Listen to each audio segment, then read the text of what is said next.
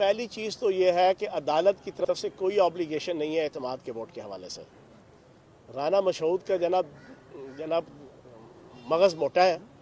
جسہ بھی موٹا ہے، مغز بھی موٹا ہے، اس کو عقل نہیں ہے، نہ اس نے میرا خیال وہ فیصلہ پڑھا ہے نہ سنا ہے۔ وہ تو آل شریف کی اینک لگا کے جو ہے نا جنی تیری مرضی نچا سوڑے ہیں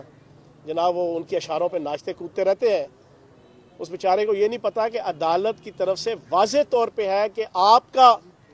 رائٹ ہے کہ آپ اعتماد کا ووٹ لیتے ہیں یا نہیں لیتے ہیں، عدالت کو اس سے کوئی غرض نہیں۔ یہ جب ہوا تھا، اب جو گورنر نے اعتماد کا ووٹ لینے کا کہا ہے وہ تو ٹوٹلی انلیگل ہے۔ اس کے اوپر پہلے بھی میں آج سے 15 دن پہلے یہاں پریس کانفرنس کر کے بتا چکا ہوں اور پوری پاکستانی قوم جان چکی ہے، گورنر کے کہنے پہ ہم اعتماد کا ووٹ نہیں لیں گے کیونکہ وہ تو ہے انلیگل، اس کے خلاف تو رولنگ آ گئی ہے اسپیکر کی۔ باقی ہم پوری تیاری میں ہیں اور انشاءاللہ سرپرائز دیں گے ذرا۔ سر، کیا 11 جنوری کو پاکستان تحریک انصاف کے جو ہے وہ اراکین اگر اعتماد کا ووٹ ہوتا ہے تو وہ دیں گے ووٹ اور آئیں گے اراکین؟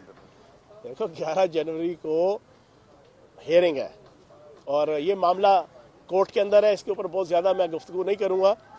تو کورٹ جو فیصلہ دے گی جو ہے وہ ہمیں مجھے افسوس ہوتا ہے کہ ککڑی مافیا کا سرغنہ حمزہ شہباز کا فرنٹ مین یہاں پر کھڑے ہو کے پوری قوم کے سامنے جھوٹ بول کے گیا۔ یہ اگر مئی کے مہینے میں ریلیز سٹارٹ نہ کرتے آٹا اور گندم سمگل کرنے کے لیے اور اربوں اور کھربوں روپے کی کرپشن کرنے کے لیے، تو آج پاکستان کے اندر اور پنجاب کے اندر یہ پوزیشن نہ آتی۔ لیکن اس کے باوجود بڑے احسن طریقے سے پنجاب حکومت نے، پی ٹی آئی کی حکومت نے اور چودھری پرویز لائی صاحب نے معاملات کو جو ہے وہ کنٹرول کیا ہوا ہے۔ اور ایک چیز اور اس ایشو کے حوالے سے رکھ دوں، اللہ پاک کے کرم سے اس وقت پنجاب کے اندر وافر مقدار میں سرکاری گوداموں میں گندم موجود ہے۔ سندھ کی طرح چوری ڈاکہ زنی جو ہے وہ سرکاری گوداموں میں نہیں ہو رہی، اور یہ میں الزام نہیں لگا رہا، یہ پچھلے 5 سالوں میں آپ کے